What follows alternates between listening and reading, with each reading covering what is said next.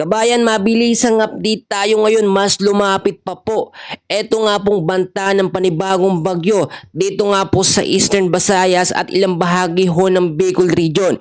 Inaasahan sa mga susunod na mga oras ay magiging isang ganap na bagyo or bagyong Jacinto ang low pressure area na may high chance na maging isang ganap po na bagyo sa mga susunod na mga oras. Kung titignan ho ninyo, kaninang hapon mga kaibigan, etong LPA ay merong distansya na 430 kilometers east of northeast of Hinatuan, Surigao del Sur. Dahil din sa habagat ay nakakaranas po ng malawakang pag-uulan ng ilang bahagi ng Mindanao, Eastern Visayas at ilang bahagi ho ng Luzon. So forecast weather condition tayo ng mabilisan sa area ng Visayas kasama ang Bicol Region, Northern Mindanao, Caraga, kasama na ho ang Davao Region at Quezon ay patuloy makakaranas ng cloudy skies with scattered rains and thunderstorm. Dahil po sa low pressure area hanggang bukas ho yan mga kaibigan, mga kababayan. Possible ang mga pagbabaha o landslide dahil po sa malalakas na mga pag-uulan.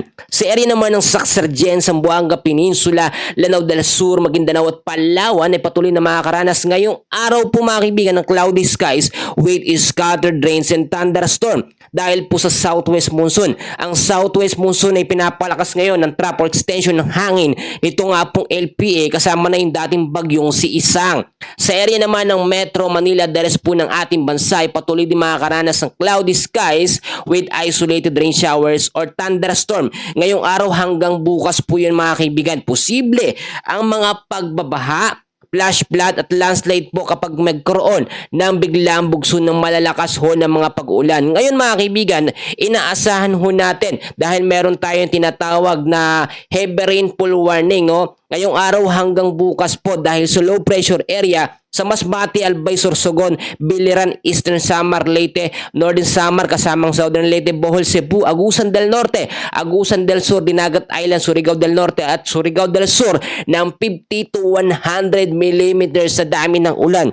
So sapat huyang magpabaha, yung mga lugar na yun, mag-ingat po kayong mabuti. Inaasahan naman sa mga susunod na mga araw, Lunes hanggang Martes, mga kaibigan, Eto, dito magsisimula ang epekto ng malakas na pag-ulan dulot po ng LPA na magiging bagyo. 50 to 100 mm sa dami ng ulan sa Aurora, Batangas, Cavite, Laguna, Rizal, Quezon, Camarines Norte, Camarines Sur, Albay, Sorsogon, Masbate, Catanduanes, Occidental Mindoro, Oriental Mindoro, kasama ang Marinduque, Romblon, Biliran, Samar, Northern Samar at Eastern Samar. So etong sinasabi natin na LPA or banta ni Bagyong Jacinto ay nakikitaan po na magiging typhoon hanggang super typhoon category. Dahil nga po etong si Bagyong Isang pumalo na sa typhoon category.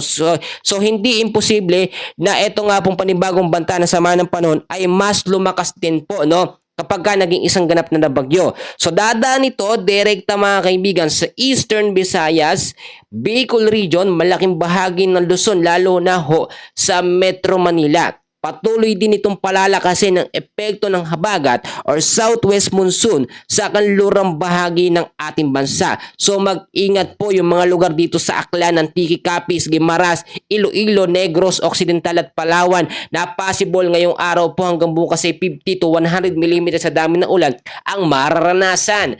Sa mga susunod naman ng mga araw, simula Tuesday po hanggang Wednesday afternoon ay 50 to 100 mm din na dami ulit ng ulan sa Marinduque, Occidental Mindoro, kasama Oriental Mindoro, Palawan, Aklan at Antique. Sa ngayon, yan muna ang pinaka-short and quick update natin sa lagay ng ating panahon. Maraming salamat po.